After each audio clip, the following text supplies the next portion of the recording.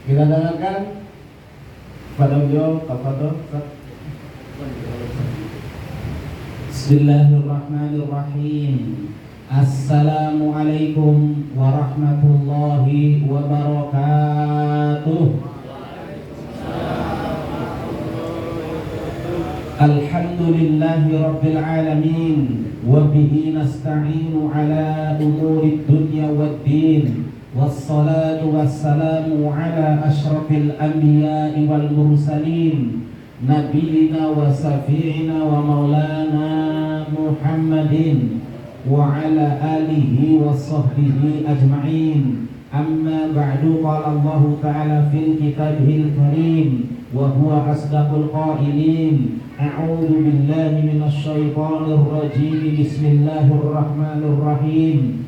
Ya ayyuhalladzina amanu kutiba alaikumus syiyam kama kutiba alal ladzina min qablikum la'allakum tattaqun.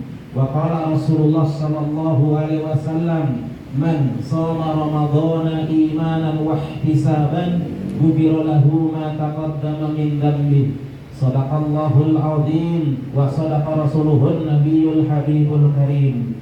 Hadratil mukarramin wal mukarramin yang saya hormati, saya muliakan para alimul ulama, para tokoh masyarakat segenap pimpinan Yayasan Pendidikan Islam Asy-Syukriyah, segenap para pimpinan unit Yayasan Pendidikan Islam Asy-Syukriyah yang saya muliakan, saya cintai para guru dan para siswa-siswi Yayasan Pendidikan Islam Asy-Syukriyah, bapak-bapak, ibu-ibu, hadirin hadirat, kaum muslimin muslimat, shaimin shaimat yang mudah-mudahan kita semua sama-sama dalam limpahan rahmat, berkah dan penjagaan Allah Subhanahu wa taala. Amin ya rabbal alamin.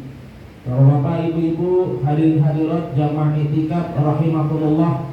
Mari di kesempatan yang Allah muliakan ini kita sama-sama bersemangat untuk terus meningkatkan kemuliaan kita di sisi Allah dengan cara kita terus meningkatkan rasa syukur kita kepada Allah Subhanahu wa taala. Sedih boleh jangan terlalu, gelisah boleh jangan terlalu, merana boleh jangan terlalu, gegana, gelisah, galau dan merana jangan terlalu, karena Bapak dan Ibu, apapun pasang surutnya dan dinamika kehidupan kita, ketika kita tetap bisa menjadi hamba yang pada bersyukur kepada Allah, maka Allah pasti akan memberikan kepada kita dua hal. Yang pertama, Allah pasti akan terus menambah nikmatnya untuk kita. Dan yang kedua, kalau dalam hidup ini ada kenyataan hidup yang membuat hati kita sedih, membuat hati kita gelisah, itu semua bukan siksaan dan azab dari Allah, tapi pasti itu semua adalah ujian dari Allah, yang kalau dengan ujian itu kita tetap dan terus bersabar dan bersyukur kepada Allah, maka insya Allah itu menjadi wasilah kemuliaan untuk kita semua. Salawat dan salam semoga senantiasa Allah limpah curahkan kepada uswah hasanah kita, baginda Nabi besar Muhammad sallallahu alaihi wasallam, juga kepada para keluarganya yang mulia, kepada para sahabat-sahabatnya yang setia, dan insya Allah kita umatnya yang terus berjuang istiqomah kelak akan mendapatkan syafaat dan cintanya. Amin ya rabbal alamin. Bapak dan Ibu jamaah i'tikaf rahimakumullah, tema kita pada kesempatan kali ini adalah tips membuat Ramadan lebih bermakna. Nah, mengapa setiap Ramadan harus lebih bermakna? Mengapa setiap Ramadan Allah takdirkan menghampiri hidup kita, dia harus lebih baik daripada Ramadan sebelumnya? Ya. Karena ada dalam salah satu hadis yang diriwayatkan oleh Imam Ahmad, Rasulullah pada bersabda, Rohima anfu abdin dakhala alaihi Ramadan falam yukfar lahu. Celakalah seorang hamba yang mendapati bulan Ramadan, kemudian Ramadan berlalu dalam keadaan dosa-dosanya belum diampuni. Lawannya celaka apa Pak Bu? Selamat, ya kan? Maka nggak selamat orang yang ketika dia Allah hidupkan di bulan Ramadan, kemudian Ramadan itu pergi, tapi dia belum mendapatkan ampunan dari Allah. Maka kenapa di sini? Ya, sehingga perlu bagi kita untuk membahas bagaimana tips agar Ramadan ini lebih berarti, lebih bermakna, lebih baik, lebih berkah dari Ramadan sebelumnya. Makanya kan semangat kita selalu begitu. Bagaimana setiap Ramadan hadir dalam kehidupan kita itu menjadi Ramadan terbaik untuk kita. Jadi Bapak dan Ibu ya, karena ukuran hamba itu selamat atau celaka ya dari sini bulan ini. Kalau dari hadis Imam Ahmad ini ukuran hamba itu selamat atau celaka, lihat mereka apakah di Ramadan ini mereka diampuni oleh Allah atau tidak, gitu kan? Kalau di bulan Ramadan ini mereka menggunakan sebaik-baiknya ihya Ramadan, menghidupkan Ramadan dengan sebaik-baiknya, maka insya Allah itu indikasi, itu pertanda, itu indikator bahwa insya Allah hamba tersebut mendapat ampunan dari Allah Subhanahu wa Ta'ala. Ini jamaah ya, jadi itu. Kemudian, mengapa setiap Ramadan harus lebih bermakna? Karena hadirin ada sebuah ungkapan kata-kata bijak ya, yang sangat masyhur. Ya, barang siapa yang hari ini lebih baik dari hari kemarin, maka dia orang beruntung.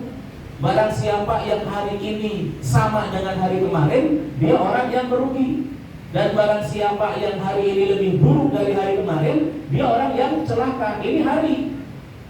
Kalau kita analogikan dengan bulan, ya kan? Barang siapa yang bulan Ramadan hari ini lebih buruk dari bulan Ramadan tahun lalu, dia orang yang celaka. Kan gitu. Nah, ini kalau muslimin semangat kita, kenapa kita harus batang tips bagaimana Ramadan ini lebih baik daripada Ramadan sebelumnya. Jamaah rahimakumullah, dalam tema-tema ceramah saya di Ramadan 1445 ini saya membawa tema ada puasa yang beruntung, ada puasa yang merugi. Ini Ramadan udah hadir semua nih ya pada kehidupan kita, ya kan? Tetapi ada hamba-hamba Allah yang dengan Ramadan itu mereka outputnya dapat keuntungan. Ada juga hamba-hamba yang dengan Ramadan itu outputnya justru dapat kerugian. Maaf jamaah, kalau bahasa untung dan rugi bahasa apa tuh? Bahasa jual beli, bahasa bisnis. Allah juga dalam beberapa ayat menyebutkan tentang ayat-ayat jual beli. Allah tahu nih hambanya materai, ya saudara. Dalam beberapa ayat Allah sebutkan ayat tentang jual beli. Di antaranya apa? Ada nanti bisa buka ya. Di dalam surat As-Saff. Surat As-Saff itu surat keberapa deh? 61. Dalam surat As-Saff ayat ke-10 dan 11. Ya ayyuhalladzina amanu hal adullukum ala tijarah tijaratin tunjikum min adabin alim tu'minuna billahi wa rasulihi wa tujahiduna fi sabilillah bi amwalikum wa anfusikum dzalikum khairul lakum in kuntum ta'lamun. Enggak tahu apa semua belakangnya. Kalau hafal belakangnya kan berarti udah usaha ngapal depannya. Nah kalau usaha kita kan begitu Ustaz ya, ngapalin 10 ayat 5 ayat kita hafal udah. Giliran ayat ke-6 ke 10 kita coba hafalin 6, 10 dapat 1, 5 dia lupa. Gitu kan. Dalam surat As-Saff ayat 11 dia Allah kan berfirman apa? Ya ayyuhalladzina amanu hal adullukum ala tijarah. Hai orang-orang yang beriman, kata Allah, maukah kalian aku tunjukkan pada suatu jual beli? Dek pernah dengar kalimat tijaroh? Itu udah berapa kali tadi tijaroh gitu. Tajir. Tahu? Tajir apa tajir? Berkaya. Tajir dan tijaroh, katanya gitu ya. Makanya kalau mau tajir tijaroh pendidikan, tijaroh kesehatan, gitu kan Masya Allah. Nah, ini Bapak Ibu rahimahumullah gitu kan. Nah ini jamaah rahmati Allah Subhanahu wa Ta'ala ya. Jadi ya, maaf Bapak dan Ibu, tadi saya katakan ada puasa yang untung, ada puasa yang rugi, sama. Iman juga ada untung, ada yang rugi. Loh, yang benar. Udah iman rugi, benar. Itu ngantuk. Secara fikih tertulis dalam Al-Quran, ada orang yang iman dengan imannya untung, ada orang yang dengan imannya rugi. Al-Ankabut ayat 3. Fala ya'lamannallahu alladhina shadaqu wa la ya'lamannal kadhibin. Maka Allah tahu siapa orang yang imannya sodaku, sidik, bener, jujur, itu yang untung. Dan Allah tahu siapa yang imannya kadhib, bohong, dusta. Makanya ada surat Al-Baqarah 8 kan, wa minan nasi man yaqulu amanna billahi wa bil yaumil akhir. Apa jawab Allah? Wa ma hum bimu'minin. Dan di antara manusia yang berkata sesungguhnya kami beriman kepada Allah, tapi Allah katakan wa ma hum bimu'minin, padahal mereka tidak beriman. Nah, iman pun ada untung, ada rugi. Nah, ini jamaah rahimakumullah ya. Bahkan di ayat-ayat tertentu Allah menyebutkan kalimat untung. Apa di antara ayat yang Allah menyebutkan kalimat untung? Di Al-Baqarah 5D. Di mana bunyinya? Ulaika ala hudam mir rabbihim wa ulaika humul muflihun. Mereka itulah orang-orang yang mendapatkan hidayah dari Allah, dari Tuhan mereka, dan mereka itulah orang yang beruntung. Ada Quran terjemah deh? Ada. Oke, buka aplikasi Quran terjemah. Ya. Nah, kenapa Allah katakan di antara Allah katakan orang beriman itu beruntung? Bapak dan Ibu, ya, saking mahalnya iman ini, ya, iman ini nggak bisa dibeli meskipun dengan emas sepenuh bumi. Coba buka surat Ali Imran surat ketiga ayat 91, baca terjemahannya. Ada tidak? Ayo deh. Ini SMP apa SMA? Wah, mantap. Surat ketiga ayat ke 91. Iya. Boleh baca terjemahannya. Sungguh orang-orang kafir dan mati dalam kekafiran tidak akan diterima tebusan dari seseorang di antara mereka sekalipun berupa emas penuh bumi. Sekiranya dia hendak menebus diri dengannya, mereka itulah orang-orang yang mendapat azab yang pedih dan tidak memperoleh penolong. Ya Allah. Jadi nggak bisa dia orang mati dalam keadaan kafir, nggak beriman, pengen menebus kekafirannya, pengen membeli iman dengan emas sepenuh bumi. Emas gede bumi kayak apa beratnya ya? Ibu-ibu ada nggak yang di rumah punya emas berat badan ibu? Kira Mas Yanto, Mas Eko, Mas Yono, gitu kan? Maaf jamaah, kira-kira kalau emas gede bumi harganya lebih dari 271 triliun nggak? Kalau duit 271 triliun dibagi satu orang kepala rakyat Indonesia dapat berapa masing-masing? 20 juta. Tenang lebaran sih itu mah. Nah ini jamaah rahimakumullah ya, gitu. Ini, Dek, jadi iman nggak bisa dibeli dengan apa tadi? Emas penuh bumi gitu ya. Kita kasih ayah bunda, ternyata iman mahal ya, nggak bisa dibeli dengan emas penuh bumi. Maka kita harus bahagia punya iman, begitu ya. Udah punya Alphard punya iman, masya Allah. Udah tinggal di Bandar punya iman, udah punya Asumria punya iman. Wah mantap gitu. Nah, gitu ya. Gitu. Terus surat Al-Ma'arij, temannya yang satu lagi buka surat 70 ayat 10 sampai 15. Surat ke-70 surat Al-Ma'arij 10 sampai 15. 16 boleh enggak kalau mana Asumria?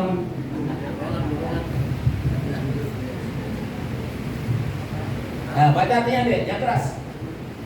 Dan tidak ada seorang teman karib pun menanyakan temannya. Terus sampai ayat 16.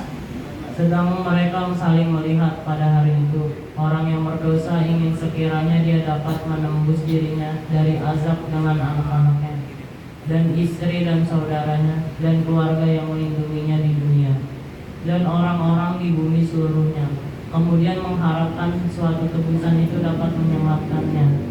Sama sekali tidak. Sungguh neraka itu api yang bergejolak, yang mengelupaskan kulit kepala, yang memanggil orang yang membelakang. Ya jelas ya. Jadi iman gak bisa ditebus, dibeli oleh apa tadi itu?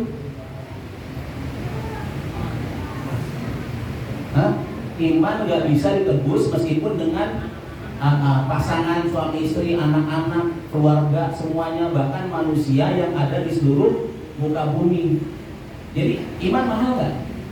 Makanya kata Allah, orang yang beriman itu orang beruntung, orang yang dapat hidayah itu orang beruntung, gitu, ya, gitu. Jadi kalau misalnya kita dalam hidup bapak dan ibu banyak masalah, banyak ujian, nggak usah terlalu bersedih.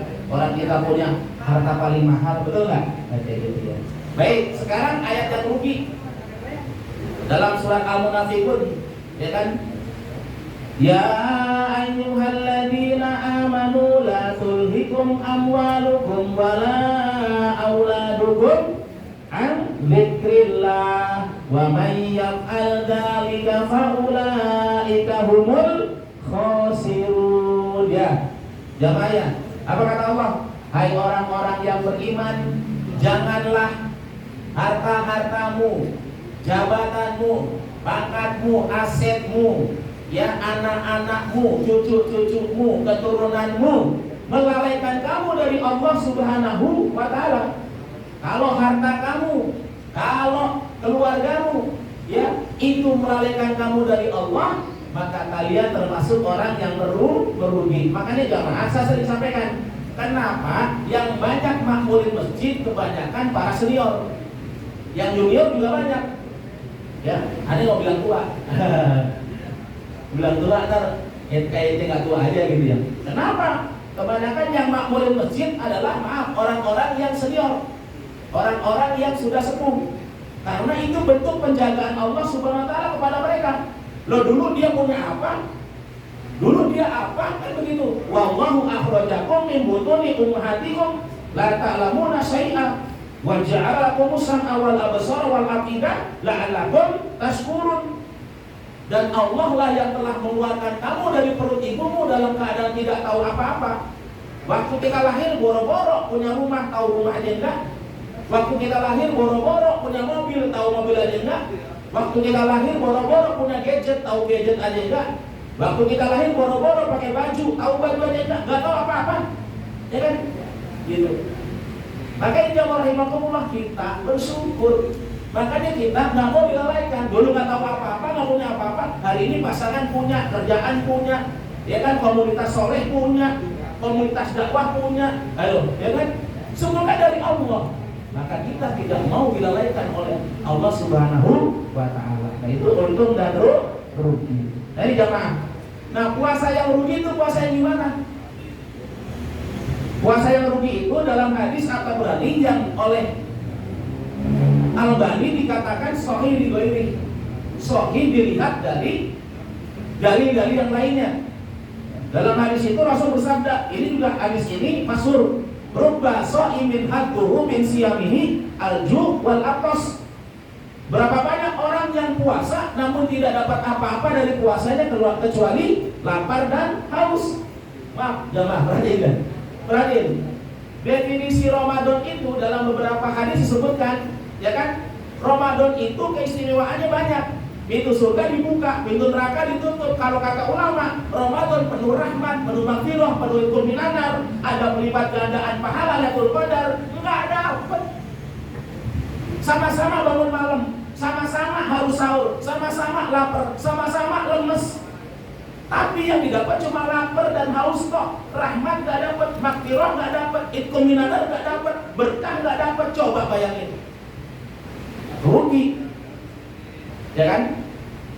Ini kaum muslimin rahimakumullah. Maka ada orang berpuasa yang rugi seperti ini. Ini, ya kan? Nah, yang kedua, puasa yang beruntung. Puasa yang untung gimana? Kalau orang puasa yang untung itu orang yang puasanya pertama, dia berpuasanya melaksanakan rukun-rukun puasa secara sempurna. Rukun puasa cuma dua. Pertama, niat. Niatnya gimana? Niatnya man shoma ramadhana imanan wahtisaban. Niatnya karena Allah, niatnya karena iman. Ya jamaah, maaf, kan kita tahu itu ada tuh video, ya kan? Ada video ya seorang di Mesir kan, seseorang syekh yang sudah sepuh, dia sholat tarawih panjang, dia kuat.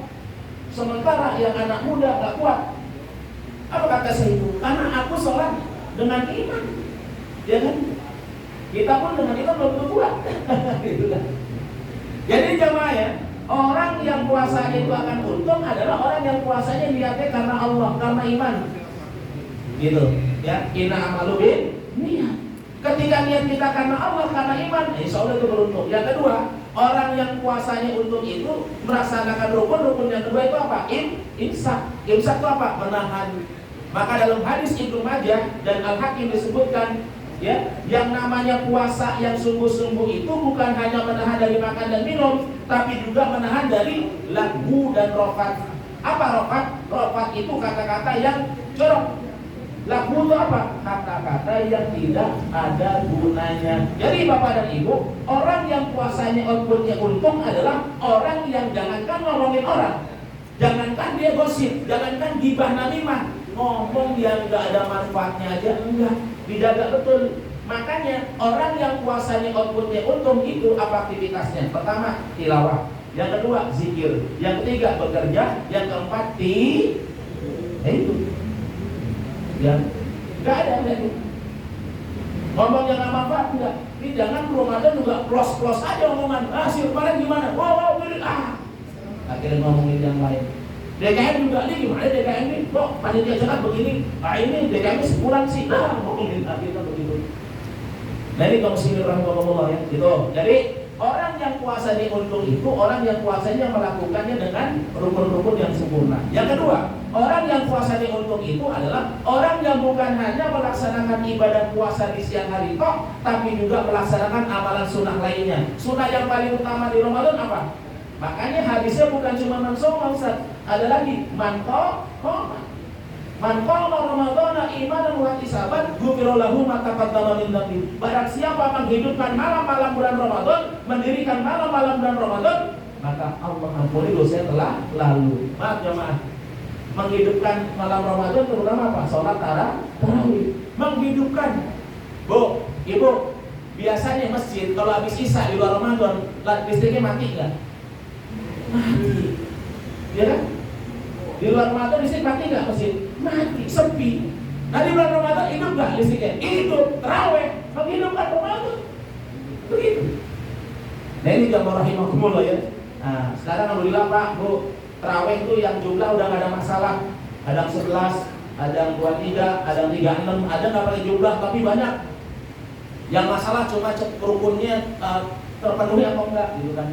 Kalau yang 2, 3, 7 menit ya diragukan rukunnya terpenuhi gitu kan. Yang 11 rakaat juga macam-macam jamaah ya. Ada yang 2, 1, ada yang 2, 3. Ada model AC Milan 4, 3. Kalau di sini Persikota sama Persita. Tapi Viking kayaknya juga Viking di sini nih. Jadi udah macam-macam. Yang penting ada dalilnya. Gitu kan. Nah ini kalau sini rahimahumullah. Tuh ya yang pertama. Yang kedua Bapak dan Ibu rahimahumullah, orang yang puasanya outputnya untung itu adalah orang yang kedua nih, apa sunahnya? Tadarus tilawah Al-Qur'an. Bapak dan Ibu mah luar biasa ya. Maaf, apapun dan siapapun yang berhubungan dengan Al-Qur'an pasti mulia. Bu, malaikat yang Allah tugaskan nurunin wahyu Al-Qur'an jadi malaikat paling mulia. Malaikat apa, Bu? Jibril. Bu, mau Jibril apa Israil, Bu? Jawab, Bu. Mau Jibril apa Israil? Alhamdulillah, betul masih banyak ya. Jadi, malaikat yang Allah tugaskan nurunin wahyu Al-Qur'an jadi malaikat paling mulia, malaikat Jibril. Nabi dan Rasul yang Allah turunkan kepadanya Al-Qur'an jadi Nabi dan Rasul paling mulia, Nabi besar Muhammad SAW.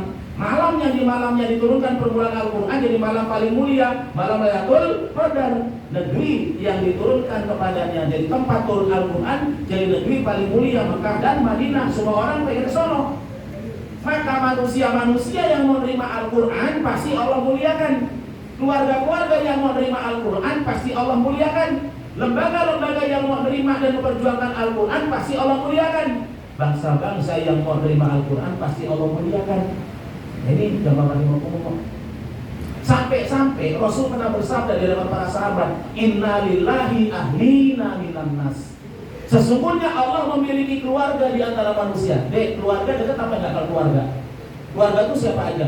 Ayah, ibu, dan anak. Berarti dekat. Sesungguhnya Allah memiliki keluarga di antara manusia. Ya.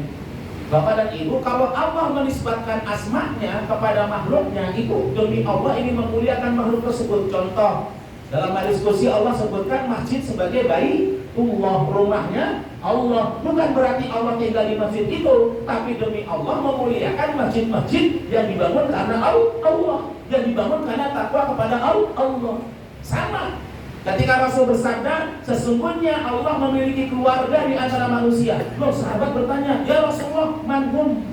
Ya Rasulullah, siapa mereka? Yang saking mulianya, begitu dekatnya kedudukannya kepada Allah, dikatakan sebagai keluarganya Allah. Apa jawab Rasul? Hum ahlul Quran, hum ahlullah wa khassatuhu. Apa kata Rasul? Mereka adalah para ahli Al-Quran, mereka adalah keluarganya Allah, mereka adalah hamba-hamba pilihan Allah. Pak, Bu, jadi orang yang mau jadi ahli Al-Quran itu adalah hamba-hamba pilihan Allah. Nah, sekarang siapa yang dimaksud ahli Al-Quran? Nah, kalau saya jawabannya ngambil referensi dari ceramahnya Ustadz Adi Hidayat. Ustadz Adi Hidayat dalam ceramahnya di Pusdai Bandung pernah mengatakan bahwa yang termasuk ahli Al-Quran adalah bukan hanya orang-orang yang sudah hafid atau hafidah dan berusaha mengamalkan Al-Quran, bukan hanya orang-orang yang sudah lancar, mahir baca Al-Quran dan berusaha mengamalkan Al-Quran, tapi termasuk juga para ahli Al-Quran adalah orang-orang yang barangkali mereka baca Qurannya masih terbata-bata, atau orang yang barangkali belum bisa baca Al-Quran, tapi mulai hari ini mereka mau belajar Al-Quran di depan guru mereka, dan mereka mencintai Al-Quran, mereka belajar Al-Quran sepanjang hidup mereka. Maka orang yang belajar Al-Quran sepanjang hidupnya itu termasuk ahli Al-Quran. Masya Allah. Jadi kalau gitu ya sebenarnya ahli Quran semua dong. Amin. Alhamdulillah. Kemudian juga nih Pak Kiai kita menyertai kita nih dalam agenda etikaf. Halo masalah Pak Kiai. Masya Allah. Sehat Pak Kiai ya? Alhamdulillah. Ini kalau rahimahullah, ya pasti mulia gitu kan. Nah ini jamaah ya. Oke, itu yang kedua. Mana ada lembaga yang apa namanya orang-orang dalamnya harus hantam 3 kali. Yang gak betah keluar itu.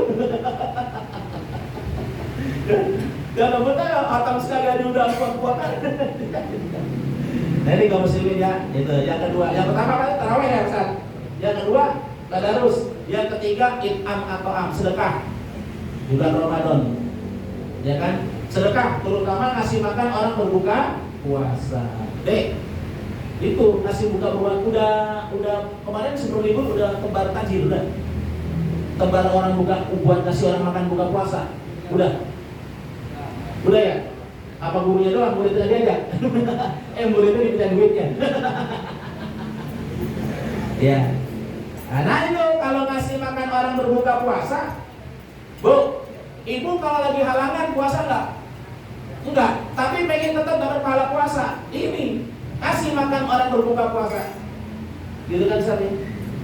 Jadi dalam Islam tuh banyak amal substitusi, amal pengganti. Ibu bagi haji jika mampu, kalau nggak mampu bisa dapat pahala haji nggak? Bisa, kan gitu. Ya Ustaz ya. Ada banyak amal substitusi, amal pengganti. Yaitu kita nggak melakukan amalan-amalan besar yang pahalanya besar, tapi karena nggak mampu kita lakukan amalan-amalan kecil tapi pahalanya besar. Gitu kan Ustaz ya. Ini kita udah punya duit 271 triliun nggak? Belum kan? Tapi kita punya qobliyah subuh. Begitu, iya kan? Itu amal substitusi, itu kan amal pengganti. Nah ini ya kan, sholat suruh, sholat isra amal pengganti. Walaupun belum mampu haji, tapi tetap dapat pahala haji. Apalagi kita Pak Bu nih, harus ada akselerasi amal Ustaz. Umur udah pala 3, pala 4, pala 5, harus ada percepatan amal. Bu, Pak, maaf, bisa nggak kita tiap malam tahajud dari isya sampai subuh? Kuat nggak? Kuat, tapi besok di sekolah tidur. Domelin kita, kalau sekolah mah kalau boleh domelin. Ya, bisa tiap malam kita tahajud dari isya sampai subuh. Bisa tiap hari kita puasa terus sunnah, puasa terus. Nggak kuat, tapi ada amal substitusinya, ada amal penggantinya. Apa? Membiayai kehidupan anak yatim dan janda-janda dalam tanda kurung kuat. Kalau nggak kasih kuat kadang-kadang milih-milih. udah gak ikhlas lagi. Lo kadang-kadang kita rohim, kadang-kadang kita ini baik, ada mau nih gak usah deh. Nah ini kalau rahimahullah, dengan kita menyantuni orang-orang yatim, orang miskin, para janda-janda itu ya kan seolah-olah kita tiap malam tahajud dari isya sampai subuh tanpa lelah. Itu makanya ini kalau rahimahullah ya, tadi barang siapa memberi makan orang berbuka puasa, maka dia akan mendapatkan pahala seperti orang berpuasa tanpa mengulangi pahala orang berpuasa. Waktu Rasul sampaikan hadis ini, sahabat jawab apa? Ya Rasulullah, tidak kami semua orang kaya. Sama kayak jawaban kita. Ketika suruh sedekah ya, buat keluarganya susah gitu ya. Sahabat jawab, ya Rasul, tidak kami semua orang kaya Rasul, tidak kami semua jadi mampu kasih makan orang berbuka puasa. Apa jawab Rasul? Saking Rasulullah tidak mau para sahabat dan umatnya kehilangan kemuliaan dapat pahala seperti orang berpuasa, Rasul jawab apa? Meskipun engkau memberi makan orang berbuka puasa dengan sebutir kurma dan seteguk air. Ayo dong kita hitung. Sebutir kurma berapa? Gopek tahu kan? Gopek belum tahu? Berapa gopek? Emangnya enak kita Pak? Ya, orang-orang zaman kolonial enak semuanya tahu. Kita gopek tahu, lobango tahu, seceng tahu, taplak tahu, ya getok lele tahu, dampu tahu, ya. Apalagi? Kasti tahu deh kasti. Ya, kita tahu semua. Kita kalahnya sama dia game online terus. Ya kan gitu. Ya. Kurma 1 500 perak. Air ya, gelas 500 perak. Seceng 1000. Bapak Ibu, kita ngasih makan orang berbuka modal 1000, dapat pahala puasa 13 jam. Bapak bayangin. Saking Rasul nggak mau sahabat dan umatnya kehilangan potensi kemuliaan itu. Ngasih seceng bagus. Ya kan, ngasih orang tajil 1000, dapat pahala seperti orang puasa 13 jam. Kalau di New Zealand puasanya bahkan 21 jam. Ini Bapak Ibu ini mau ngomong. Cuma masih ya sukriah seceng ngasih tajil nggak mungkin, minimal ayam geprek. Nah ini kaum muslimin ya, yang ketiga. Yang keempat apa? Pak, orang yang puasanya untung tuh bukan cuma dia puasa doang di siang hari tapi melaksanakan amal sunnah lain. Yang keempat apa? Ini yang keempat, ketahuan Pak, orang itu nanti endingnya puasanya untung atau rugi, ketahuan yang keempat ini. Apa yang keempat? I'tikaf. Gitu. Ini jemaah. Coba lihat dah bagaimana konsep ibadah Ramadan Allah buat. Lailatul Qadarnya di 10 malam terakhir. Betul? Bukan 10 malam pertama atau kedua, betul? Artinya apa? Orang yang akan sukses puasa Ramadannya, orang yang Ramadannya akan untung adalah orang yang semakin akhir Ramadan, ibadahnya semakin meningkat. Kan gitu kalau muslimin.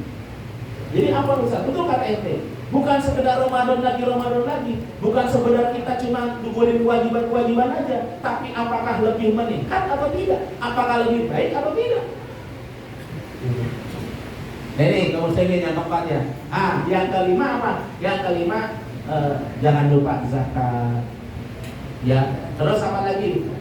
Yang takbiran jangan MP3. Ya, tuh yang habis zakat, yang takbiran harus semangat jangan MP3. Kita habis isya 2 jam, sejam 2 jam ya takbiran di masjid. Entar setelah jam kesono remaja gitu. Remaja daerah juga bawa MP3 gitu. Jadi setelah zakat semangat takbiran dan semangat untuk sholat Idul Fitri. Yang keenam apa? Ini yang paling penting, istiqomah pasca Ramadan. Pak Bu, kenapa saya katakan yang keenam paling penting? Pak Bu, ketahuan Pak, habis Ramadan ketahuan siapa hamba Allah, siapa hamba Ramadan. Ya kan? Ini. Ya kan, kalau kita cuma jadi hamba Ramadan, kita semangat ibadah Ramadan toh. Ramadan nggak ada, kita melemah. Kita jadi hamba Allah apa hamba Ramadan? Kan kita diminta jadi hamba Allah. Makanya itu penting. Coba betapa pentingnya istiqomah. Dulu 1444 Hijriah Ramadan, di akhir kita berdoa nangis-nangis sama Allah supaya Allah terima ibadah Ramadan kita, dijadikan orang takwa, dan Allah pertemukan kita dengan Ramadan 1445. Penting banget istiqomah itu Pak. Ya kan? Kita jaga setahun ibadah sholat kita. Kita jaga setahun ketaatan-ketaatan kita kepada Allah. Dan kita dipertemukan oleh kemuliaan dari Allah Ramadan lagi. Maka ini penting istiqomah pas Ramadan. Dan kalau mau istiqomah ya, yang paling tips paling kuat adalah bi'ah lingkungan. Keluarga yang menjadi bi'ah istiqomah akan melahirkan orang-orang yang istiqomah. Ya, institusi yang di dalamnya orang melahirkan orang-orang istiqomah akan menciptakan orang-orang istiqomah. Ini Ustaz. Makanya bersyukur banget kita punya milieu, punya lingkungan, punya bi'ah yang di dalamnya menstimulan kita untuk selalu istiqomah. Ini kaum muslimin ya. Jadi puasa dan rugi ada yang untung. Makanya kenapa saya katakan puasa dan rugi ada yang untung? Karena ada warning. Warning itu apa? Peringatan.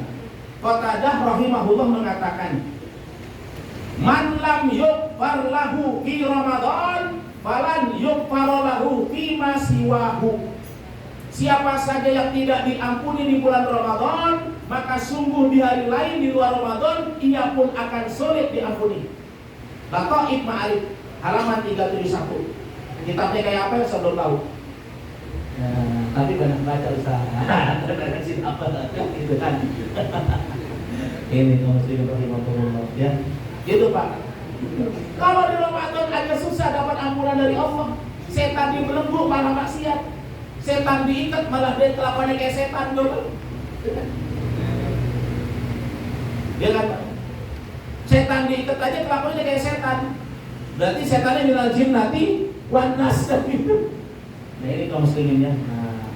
Sementara Ibnu Rajab mengatakan, tatkala semakin banyak sebab mendapatkan pengampunan dosa di bulan Ramadan, maka siapa saja yang tidak mendapatkan pengampunan tersebut, sungguh dia benar-benar telah bernasib buruk. Ternyata Bapak dan Ibu, yang sikap taat dan ibadah kita di bulan Ramadan bisa menjadi indikator apakah kita menjadi hamba yang ditakdirkan baik atau buruk. Ya kan?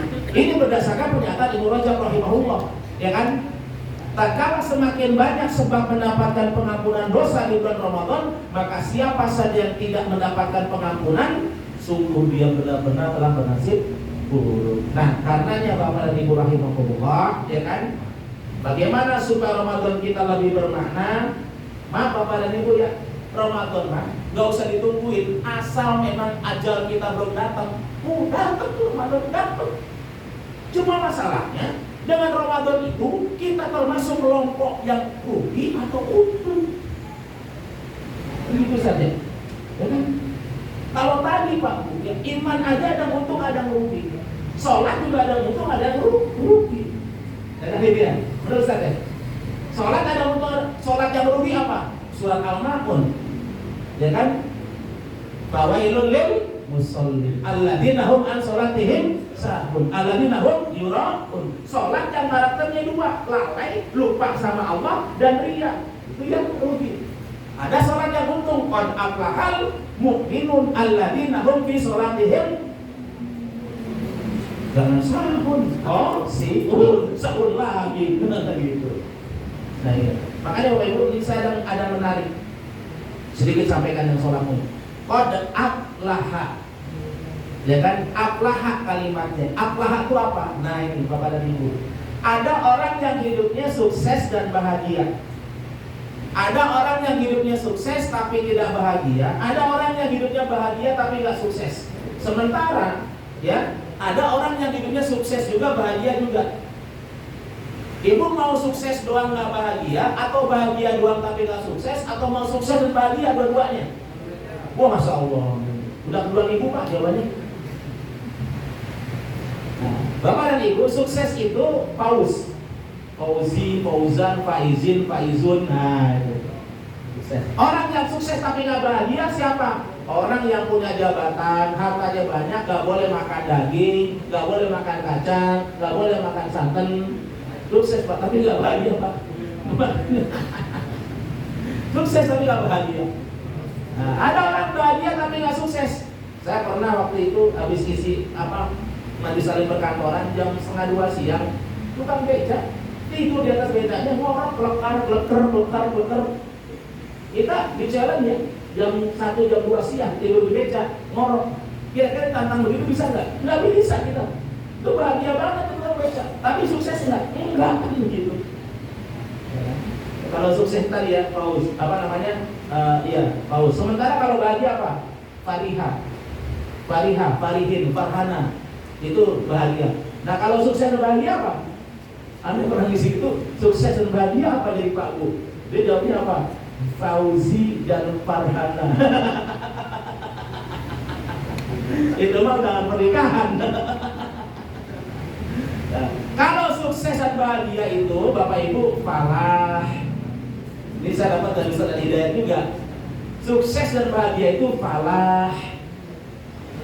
Itu sukses dan bahagia. Makanya panggilan orang sholat setelah hayya ala sholat apa? Hayya alal falah. Jadi kenapa Allah paksa kita dengan wajib sholat 5 waktu? Supaya hidup kita dapat falah, supaya kita dapat sukses dan bahagia. Bukan sukses toh tapi nggak bahagia. Bukan bahagia toh tapi nggak sukses. Sukses 221 triliun tapi nggak bahagia setelah kebuka. Nggak kebuka dulu nggak bahagia sih. Ini Bapak Ibu rahimakumullah ya. Jadi siapa yang butuh sholat? Kita. Ya kan? Siapa yang butuh sukses bahagia? Kita. Makanya Allah kasih sarannya itu. Hayya ala sholat, hayya ala falah. Falah itu Bapak dan Ibu suksesnya dan bahagianya masih di luar kita. Kalau kita mau menggapai sukses dan bahagia, maka falahnya berubah jadi aflaha. Maka qad aflahal mu'minun, pasti meraih sukses dan bahagia orang beriman, yaitu orang yang sholatnya khusyuk. Tuh, sholat ada untung ada merugi, iman ada untung ada merugi, puasa ada untung ada merugi. Ini kaum muslimin ya. Maka di antara tipsnya supaya Ramadan kita itu selalu lebih baik dari sebelumnya apa? Ada sebuah ungkapan qaul salafus saleh, ikmalul akhirataka ka'annaka tamutu godan. Ya beramallah untuk akhiratmu seolah-olah engkau akan mati besok pagi. Bapak dan Ibu, ya. Jadi ketika Ramadan kita ini ingin menjadi Ramadan yang lebih baik dan insya Allah Ramadan depan lebih baik, maka jadikanlah ya sebuah perasaan dalam diri kita bahwa Ramadan ini adalah Ramadan yang terakhir. Coba Bapak dan Ibu, ya kan? Siapa Pak? Maaf Pak, yang dulu gembong narkoba, ya, kemudian dihukum TMA. Ari Budiman, ya. Dia udah tahu kapan dia eksekusi. Dia udah tahu kapan hari terakhirnya, ya kan? Sampai diceritakan oleh Ustaz Budi Asari ya. Siapa namanya? Yang Fatih Karim, dia cerita tuh. Di bulan Ramadan terakhir sebelum dia dieksekusi, akam 7 kali. Kalau kurang, itu Budiman, Budiman sudah di koma masih hidup ya. Jadi Budiman, gembong narkoba itu. Dia tahu hari terakhirnya kapan. Dan dia udah tahu tuh hari terakhirnya. Pak, dia lakukan the best. Dia lakukan yang terbaik, ibadah yang terbaik. Maka kalau kita ingin Ramadan ini selalu baik, maka tanamkan dalam diri kita bahwa ini Ramadan terakhir kita. Maka pasti kita lakukan yang terbaik. Jangan ketemu Ramadan lagi. Nah ini Bapak dan Ibu. Kenapa? Karena Bapak dan Ibu yang dirahmati Allah, innamal a'malu bikhawatimiha.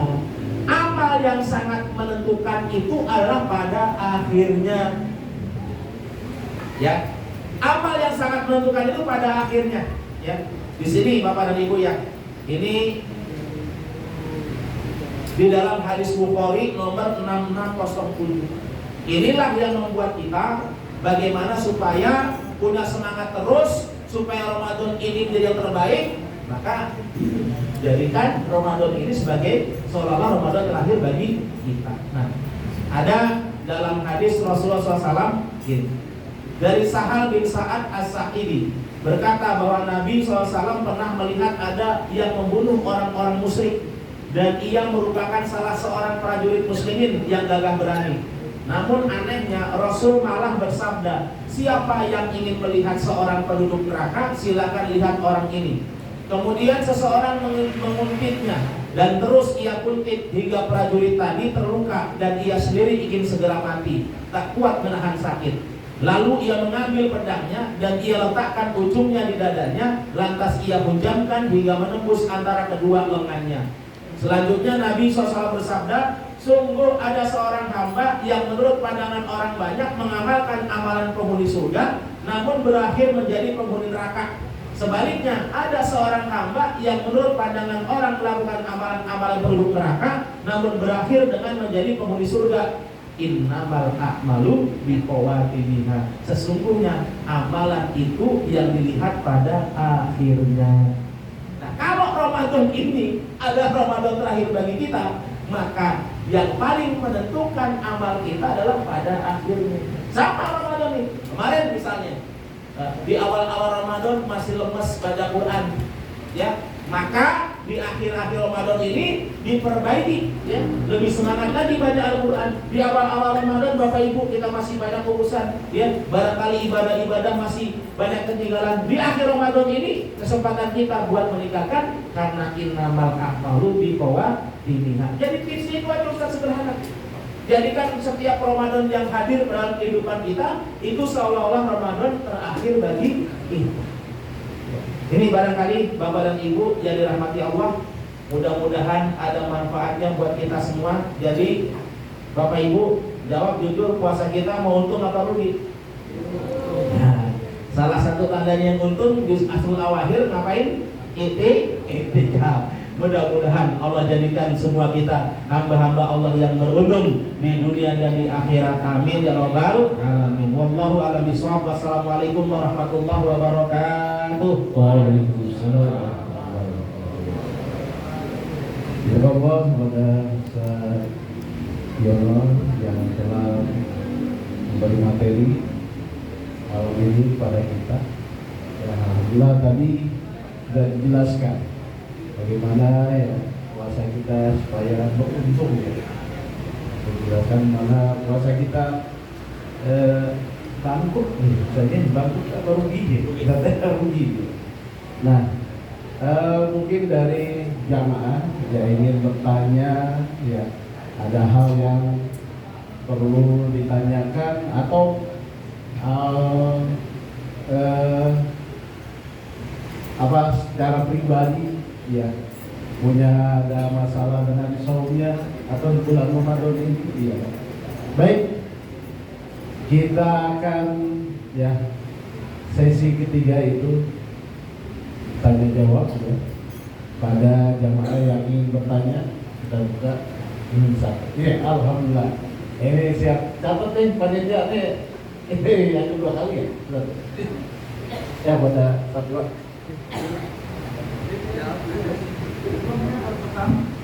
Ini mah mau sambutan Ustaz.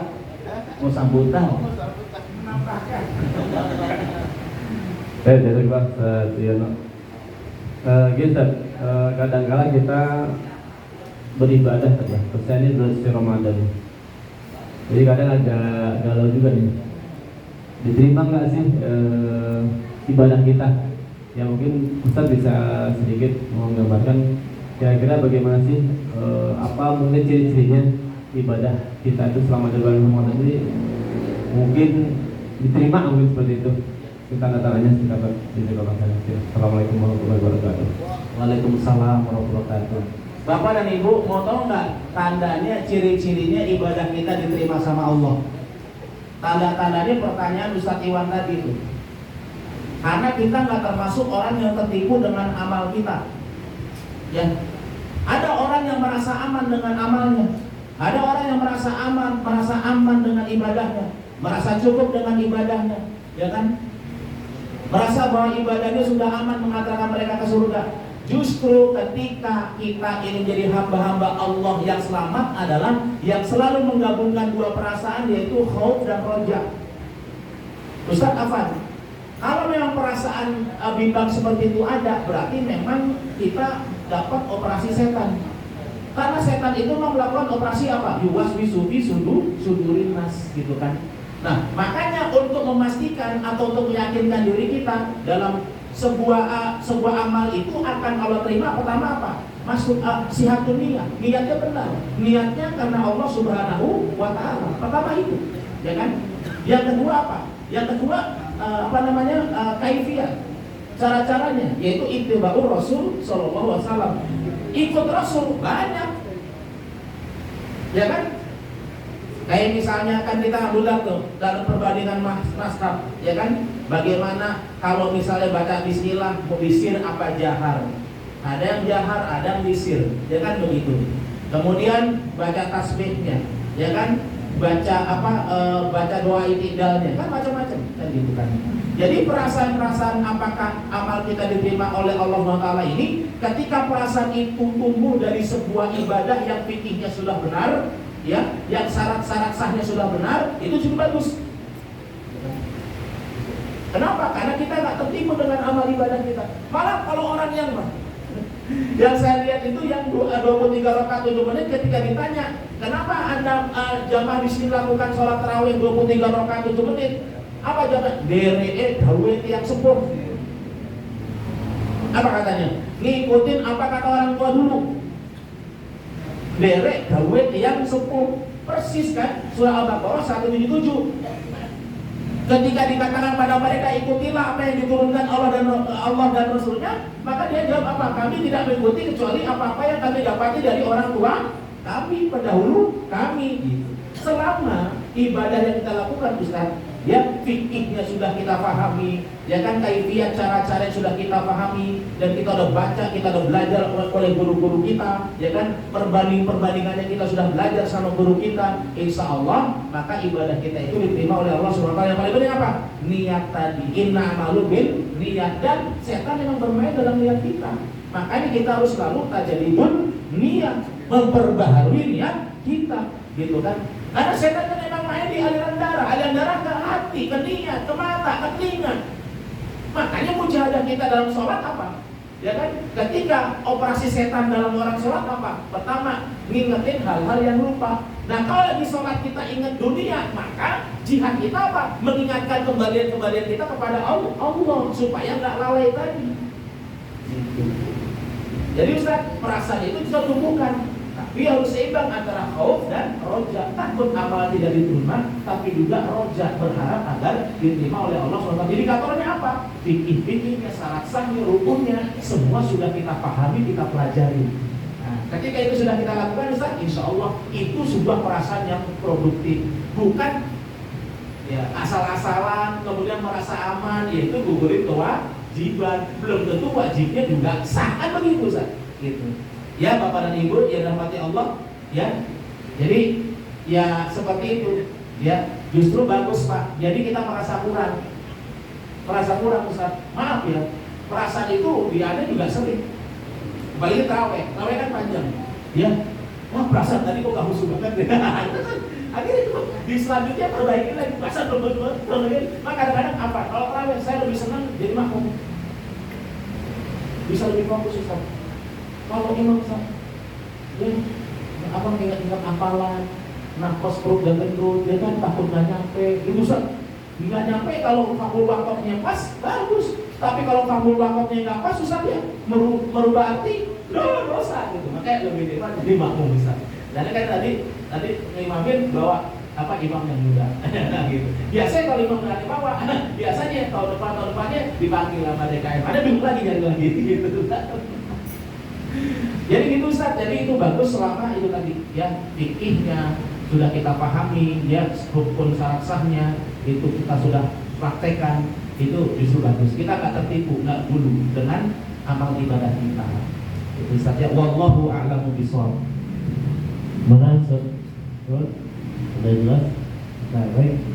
Mungkin ada ibu ingin bertanya.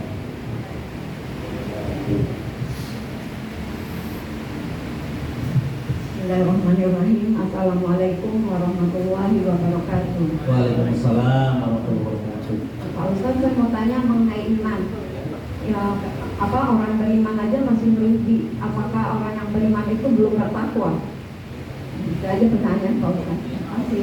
Assalamualaikum warahmatullahi wabarakatuh. Waalaikumsalam warahmatullahi wabarakatuh. Ini jamaah rumah Quran di rumah saya Bu ya, alhamdulillah. Jadi gini Bu, orang beriman yang rugi itu orang yang imannya dusta, yang imannya bohong. Kalau imannya jujur, dia untung. Tandanya imannya bohong itu apa? Tandanya imannya dusta itu apa? Di antaranya apa? Tadi kalau sholatnya lupa sama Allah. Tujuan sholat kan ingat Allah, betul? Yang kedua, sholatnya ria. Ria itu apa? Ria itu senang lagi ibadah dilihat sama orang. Padahal tujuan ibadah kepada siapa? Allah. Bukan cari ridho dan senangnya orang. Itu yang dimaksud iman yang rugi. Gitu. Ya. Jadi orang iman pasti untung. Iman yang jujur, iman yang amanu wa amilus sholihat wa tawassaw bil haq wa tawassaw bis sober. Orang yang imannya bukan di mulut tok, tapi juga diamalkan dengan anggota badan. Dan dia, selain dia dengan ibadahnya kepada Allah, dia juga sabar. Diuji sabar. Jangan perasaan udah ke masjid 5 kali sehari, rezeki masih segini aja, nggak begitu. Tetap sabar. Gitu. Itu yang beruntung Bu ya. Gitu. Nah, apakah orang yang beriman tuh apakah belum bertakwa? Bisa jadi, karena level itu kan Islam, iman, takwa. Ya, orangnya disebut muslim, mukmin, muttaqin. Makanya perintah Allah, ya ayyuhalladzina amanu taqullah. Hai orang-orang yang beriman, tingkatkan iman kalian sampai bertakwa kepada Allah. Emang Bu, takwa itu level tertinggi dari keimanan. Gitu. Kita alhamdulillah Islam sudah, iman sudah. Nah, Ramadan ini adalah sarana supaya iman kita meningkat jadi takwa. Kalau udah takwa, dapat fasilitas hidup dan fasilitas mati dari Allah. Udah. Kalau takwa hidupnya paling enak, pokoknya dikasih kaya, ya mulia, dikasih miskin, ya mulia tetap. Orang nggak takwa, lihat kaya banyak duitnya, cuma dihinakan oleh Allah. Dengan apa? Orang lihatnya juga udah benci, udah hina. Lah duitnya dari korupsi, ya nggak? Bagaimana Allah menghinakan orang yang banyak duit tanpa mengurangi duit mereka? Orang jijik melihatnya. Mungkin dia sedekah pun orang nggak mau terima. Betul. Nah ini Bu ya, jadi betul sekali Ibu. Jadi iman ada yang rugi, ada yang untung. Contoh zaman Rasulullah yang imannya rugi, siapa ngaku iman tapi rugi? Itu tokoh orang munafik, Abdullah bin Ubay bin Salul. Pura-pura Islam, pura-pura iman, padahal dibenci sama Islam. Jadi gitu Bu ya. Jadi supaya iman kita beruntung, kita percaya sama Allah, ya kan, melalui lisan kita, hati kita, dan juga kita mengamalkan, ya. Selain itu harus tetap dakwah dan tetap sabar, ngajak orang lain beriman dan tetap sabar. Udah beriman, diuji sama Allah. Makanya tadi Al-Ankabut ayat 2 dan 3. Ya, orang beriman pasti diuji oleh Allah. Yang imannya benar pasti sabar. Yang imannya rugi, dia nggak sabar. Begitu Bu. Jadi supaya kita untung, beriman, beramal soleh, berdakwah dan sabar. Gitu Bu ya. Jadi insyaallah paham Bu ya. Wallahu a'lam bishawab. Baik. Satu lagi yang ingin bertanya. Ustaz, ya? Mau tanya. Ada lagi dari Bapak-bapak? Satu aja. Oh, tutup. Baik, alhamdulillah kita sudah mendapat ya ilmu dari Pak Yono yang mana tadi jelaskan keberuntungan ya saum ya di Ramadan dan termasuk rugi. Dan jadikanlah Ramadan ini memang Ramadan terakhir ya kita. Ada yang juga sama dengan kalimat almarhum Kiai Haji Jainuddin Amir.